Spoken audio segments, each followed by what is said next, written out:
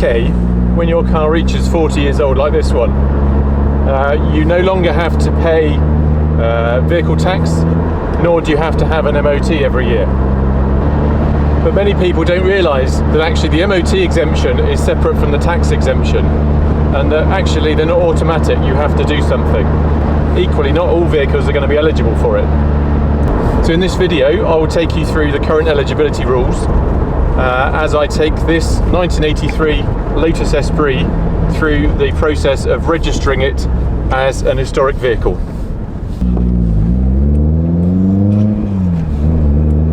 Now first off, let's talk about the MOT. Now if your vehicle was built more than 40 years ago, or first registered if you don't know the build date, then you can apply for MOT exemption. I say apply, but in reality all you've got to do is fill out a form. It's a self-declaration form, a V112. Now there are rules around this, and in the last 30 years no substantial changes should have occurred to the car. Now it's worth reading the small print as to what substantial changes means, but fundamentally it means, have you changed the nature of the car? Have you changed the nature in which it works or which it drives? So if you're just replacing like for like, or even like for kind of upgrade, then actually you're probably okay. So if you filled out that form, you no longer have to have an MOT every year. But what you do have to do is you have to keep your car in a roadworthy and safe condition. So it might be worth keeping an MOT or having an annual check along similar lines to an MOT every year, just to be on the safe side, because you could be subject to a fine of £2,500 and have points on your licence if you are caught driving a dangerous car.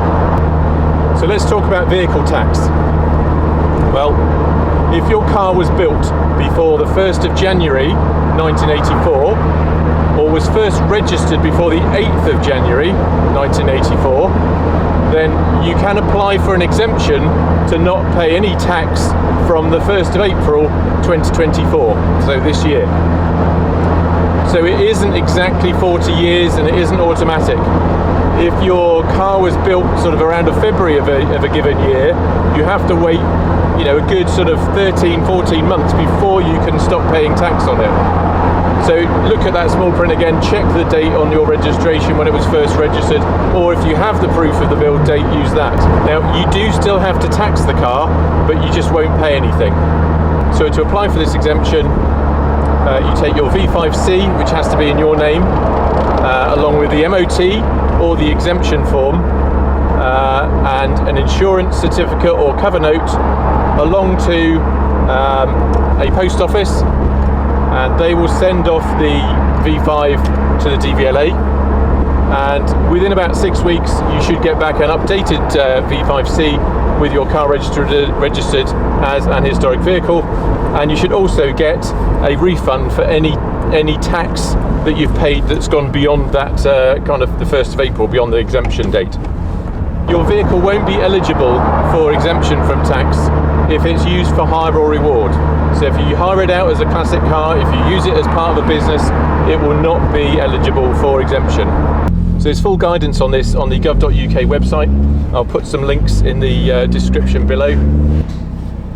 So I'm on my way to the post office now, and hopefully all will be good in registering this 1983 Lotus Esprit as an historic vehicle. Thank you very much for watching. See you soon. Bye bye.